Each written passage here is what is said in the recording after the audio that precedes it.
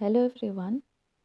In this video, I'm going to talk about the Consumer Protection Councils at the central level, state level, as well as at the district levels. Now, for the purpose of protecting and promoting the interests of the consumers, the Consumer Protection Act provides for the establishment of consumer protection councils. Now, basically, Section 4 of the Act empowers the central government to establish the Central Consumer Protection Council. Now, under the Central Consumer Protection Council, generally the minister in charge of consumer affairs in the central government will become the chairman of the council. Further, apart from the minister in charge, various other official and non-official members would be appointed in order to constitute the members of the council. And the central council should meet at least once in a year. However, the date, time, and place for the meeting of the council is generally fixed by the chairman.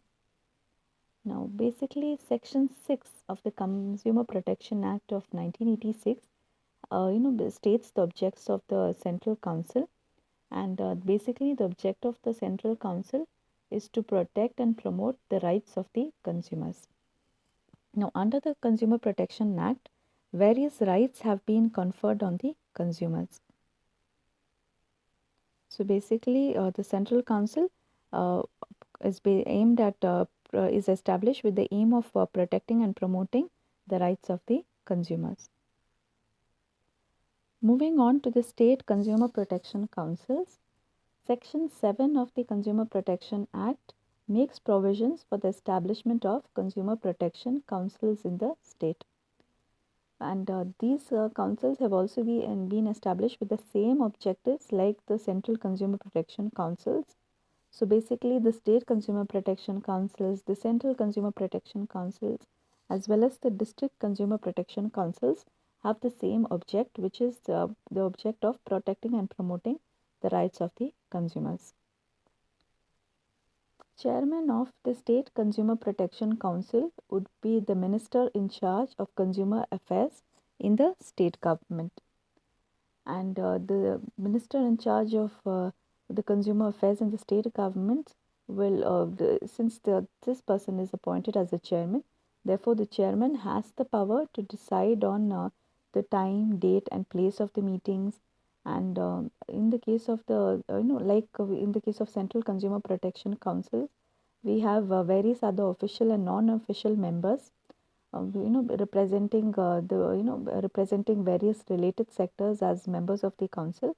Similarly, in the case of state consumer protection councils also, the members the members appointed will be members holding official as well as non-official capacities and in the various related sectors. Apart from this, the central government may also nominate certain official and non-official members to the state council. However, such members should not exceed 10, and the state consumer protection councils would meet at least twice in a year, and the procedure to be observed by the state councils in regard to the how the meetings have to be conducted and what kind of business have to be transacted in the meeting will be prescribed by the state government. Now, earlier we had only central and state consumer protection councils. However, as per the amendments which was made in the year 2002 to the Consumer Protection Act of 1986, two new sections had been added in the year 2002, that is section 8A and 8B.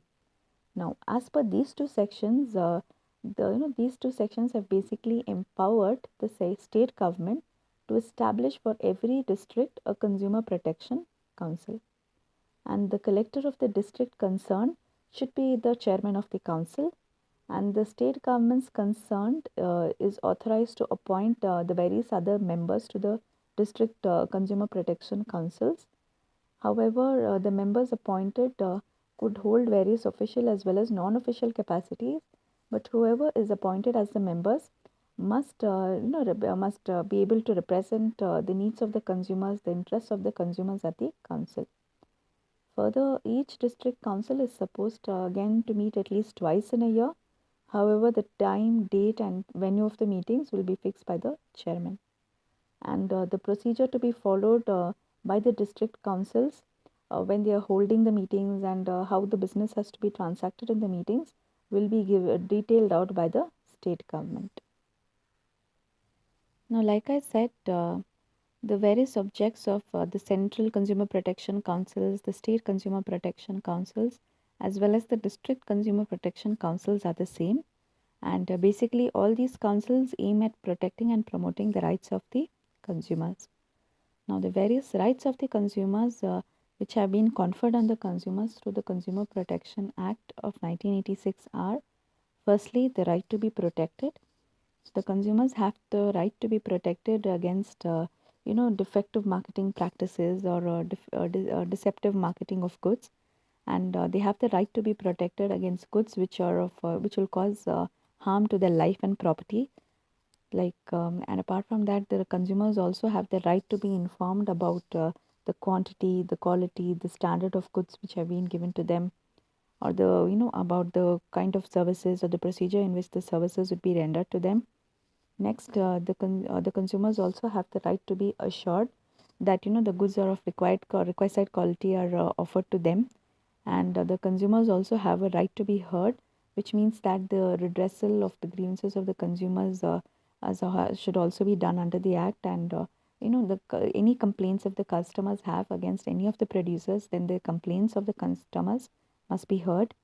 Further, the redressal for the purpose of redressing or solving the grievances of the consumers, under the Consumer Protection Act, we also have various redressal agencies established in order to provide speedy redressal of the grievances of the consumers.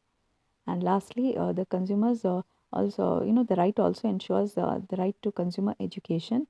Means basically these refers to the various measures which have to be adopted in order to make sure that customers are aware of their rights. So these are the various rights of the consumers under the Consumer Protection Act of 1986. And basically, the overall objective of the consumer protection councils at the central level, state level, as well as at the district level is to basically offer all these rights to the customers or the consumers.